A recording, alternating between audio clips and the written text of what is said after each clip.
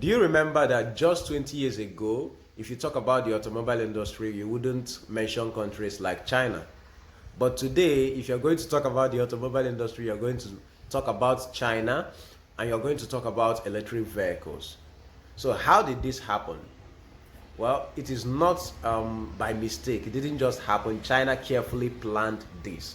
Let me tell you, China has always been interested in the automobile industry, but that industry is very strong and very old. All of the players are very sophisticated. They've been manufacturing cars, some of them for over 100 years. So you can't just come in and displace them. But China has always had their eyes on the automobile industry, hoping to get a bite of the pie. So, but at the turn of the 21st century, something began to happen. There was this campaign about global warming, renewable energy, and before you know it, the idea of electric vehicles began to spread. So you hear of companies like Better Place and Tesla, all these things began to come up. So China realized that, okay, the world wants to go electric, right? And they held all the aces to the electric vehicle game. China manufactures batteries better than any other person. They manufacture electric motors for drivetrains. Like they can build charging infrastructure. So what China did is to play the game they know best to play, which is their government will go out and support entrepreneurs. They brought out a lot of money, support all the startups, support founders who are building in the EV space. And while they were doing this, they were, talking as if they are doing it for the environment. The truth is that yes, part of why China was building electric vehicles or championing the electric vehicle drive and towing that direction was because their cities were getting polluted, but that is not the main reason. So US and other countries wanted to build electric vehicles because they think it's the future and it will help solve the pollution problem. But China thinks that it is the future and it is where they can come in and overtake some of the traditional automobile manufacturers.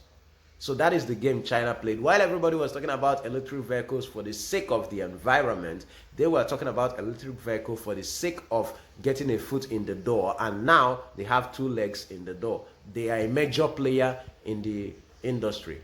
BYD was never an electric vehicle company, was never an automobile company. Sorry, BYD never, didn't really wasn't started for automobile manufacturing, but along the line they realized where the world was heading and they quickly went in because they had the batteries, they had the drivetrains, they could build the automobile, the charging infrastructure, and most of the world's manufacturing was done in their country. So they went in and they have taken the game. So what China did was to realize that if the automobile game was played with petrol and diesel engines, they cannot play it better than America and the US.